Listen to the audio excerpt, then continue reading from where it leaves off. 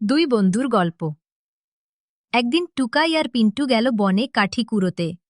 রোদ ঝলমলে সকাল, চারপাশে পাখির গান। আহা, আজ কত রোদ পড়েছে পিন্টু। হ্যাঁ রে, কিন্তু কাঠি কুড়িয়ে তাড়াতাড়ি ফিরতে হবে, না হলে মা রেগে যাবে। ঠিক বলেছিস, চল ওইদিকে যাই। ওখানে অনেক শুকনো ডাল পড়ে আছে। জানি না রে, মনে হচ্ছে কিছু একটা নড়ছে ওখানে।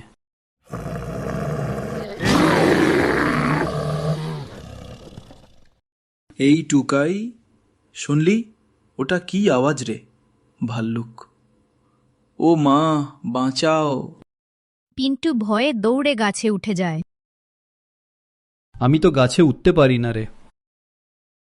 টুকাই মাটিতে শুয়ে পড়ে, নিঃশ্বাস বন্ধ করে থাকে।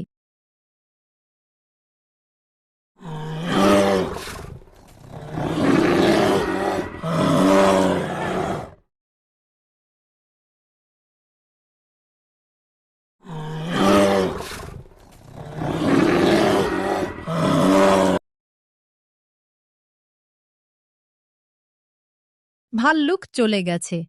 পিন্টু নিচে নামে। বাঁচলি টুকাই। আমি তো ভেবেছিলাম তুই শেষ। ওটা তোর কানে কি বলল? আমি ঠিক আছি রে। ভাল্লুকটা আমাকে বলল, যে বন্ধু বিপদে পালায় তার সঙ্গে আর বন্ধুত্ব রেখো না। এই গল্প আমাদের শেখায়, সত্যিকারের বন্ধু সেই যে বিপদের সময় পাশে থাকে।